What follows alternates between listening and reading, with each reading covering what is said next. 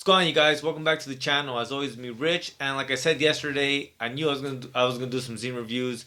I started reading Narcissism and Love by Gloria M. Almanza. I couldn't stop. I finished it. I reread her other zines that I had.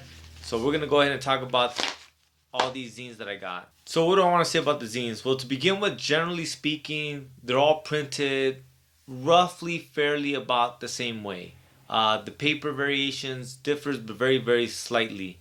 Nothing too crazy. One of the things that really gets me and captivates me about the zines, though, is that you can tell that Gloria uses a typewriter. And for me, someone like me, like there's a reason why we're zine creators. We like the tactile. There's kind of this sense of not letting certain things die. So for me personally, seeing the usage of the typewriter really does make an impact. Beyond that, the content. Gloria is without a doubt a very powerful writer. There is a very strong sense of empathy, and there's literally no judgment. But these stories unfold, and the story in the background for it is a very dark and gritty side of humanity. And for some people, it may be disheartening, but she somehow is always able to leave this sense idea of empowerment. And I'm gonna get into some examples. This zine right here, which I'm not too sure what the name is, but the one that says Cinco de Mayo del 2018, that zine is very powerful. It's talking about censorship. It was talking about ultimately the distribution of information and how it serves and functions as profit. It serves the profit motive. The point of media is to get your attention and then to sell you things as a consumer. And so that scene right there is very important. And there was this whole discussion around the dying of the weed platform on YouTube. I thought it was very, very interesting. So Fun Night Good Morning is the next scene. And that scene, there is this very interesting discussion about social media and how it adds to depression and this false sense of reality, and this false sense of competition that it creates, and how that leads to being disgruntled.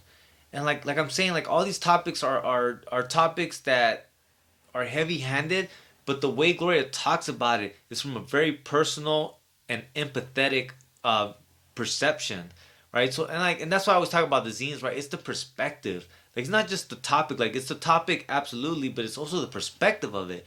And Gloria's perspective of it is fucking amazing. And that's another thing I think I forgot to mention. These zines are also laced with photography, and so it's not only the perspective of her words, right, and the way she thinks about these things, but it's also her perspective of the city and what she sees as beautiful, as important, as empowering. And all that just intermingles and just fucking makes these zines very, very fucking powerful.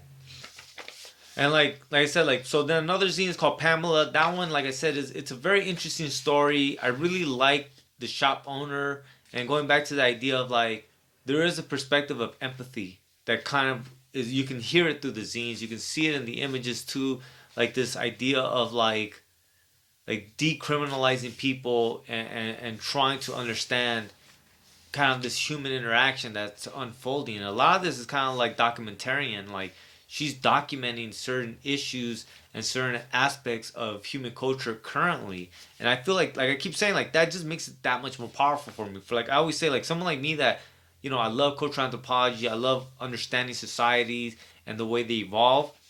These things are fucking amazing. These things are fucking powerful as fuck.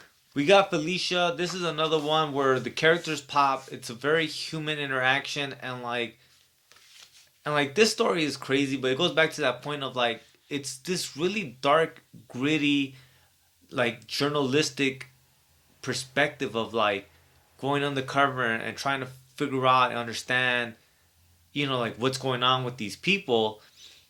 And if this story is true, man, and you know, you have to read it to really get the full impact of it. But if this shit is true, like it just goes to show you how fucked up and corrupt the system is. Love and Narcissism.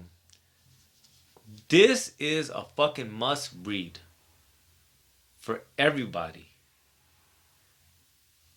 the way she talks about it, and and this is from my own male privilege, right? Like I understand I have a certain privilege.